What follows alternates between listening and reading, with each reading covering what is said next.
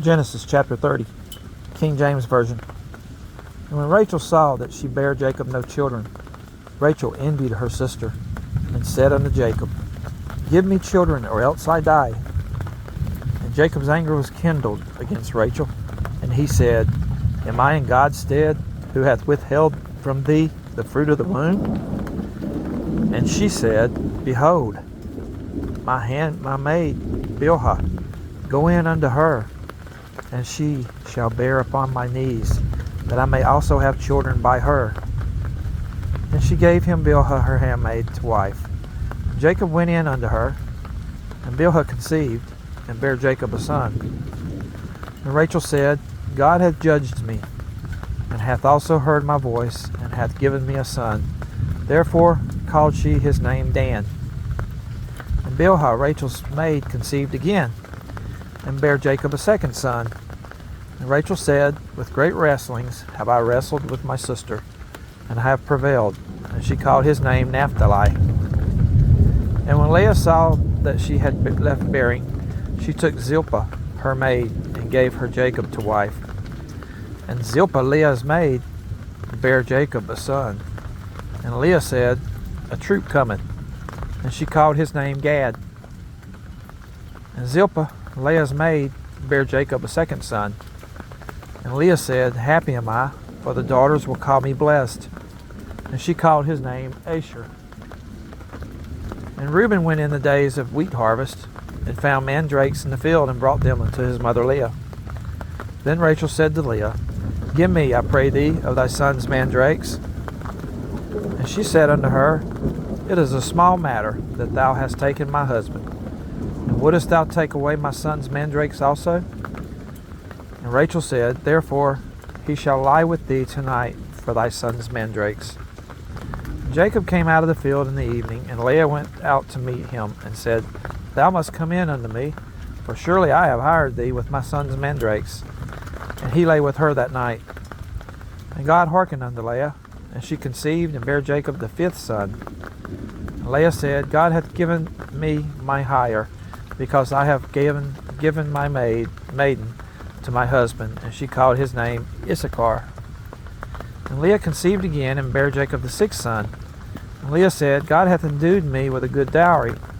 Now will my husband dwell with me, because I have borne him 6 sons. And she called his name Zebulun. And afterwards she bare a daughter, and called her name Dinah. And God remembered Rachel, and God hearkened to her, and opened her womb.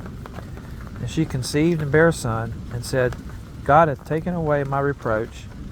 And she called his name Joseph, and said, The Lord shall add to me another son. And it came to pass, when Rachel had borne Joseph, that Jacob said unto Laban, Send me away, that I may go into mine own place, and to my country.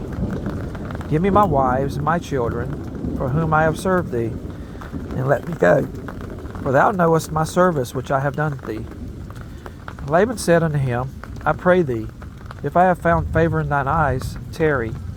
For I have learned by experience that the Lord hath blessed me for thy sake. And he said, Appoint me thy wages, and I will give it. And he said unto him, Thou knowest how I have served thee, and how thy cattle was with me. For it was little which thou hast before I came, and it is now increased unto a multitude. And the Lord hath blessed thee since my coming. And now, when shall I provide for mine own house also? And he said, What shall I give thee? And Jacob said, Thou shalt not give me anything. If thou wilt do this thing for me, I will again feed and keep thy flock. I will pass through all thy flock today, removing from thence all the speckled and spotted cattle, and all the brown cattle among the sheep, and the spotted and speckled among the goats, and of such shall be my hire. So shall my righteousness answer for me in time to come, when it shall come from my hire before thy face. Everyone that is not speckled and spotted among the goats, and brown among the sheep, that shall be counted stolen with me. And Laban said, Behold, I would it might be according to thy word. And he removed that day the he-goats that were ring-straight and spotted, and all the she-goats that were speckled and spotted, and every one that had some white in it, and all the brown among the sheep, and gave them into the hand of his sons. And he set 3 days' journey betwixt himself and Jacob. And Jacob fed the rest of Laban's flocks.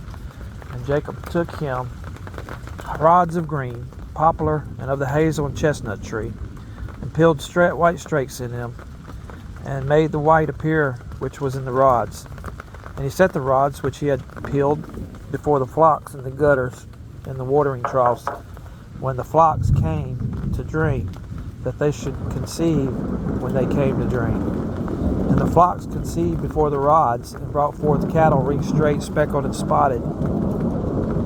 Jacob did separate the lambs, and set the faces of the flocks toward the ring straight, and all the brown in the flock of Laban.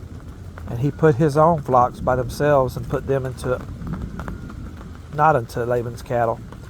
And it came to pass, whensoever the stronger cattle did conceive, that Jacob laid the rods before the eyes of the cattle in the gutters, that they might conceive among the rods.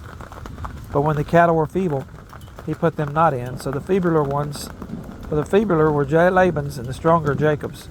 And the man increased exceedingly, and had much cattle, and maid servants, and men servants, and camels, and asses.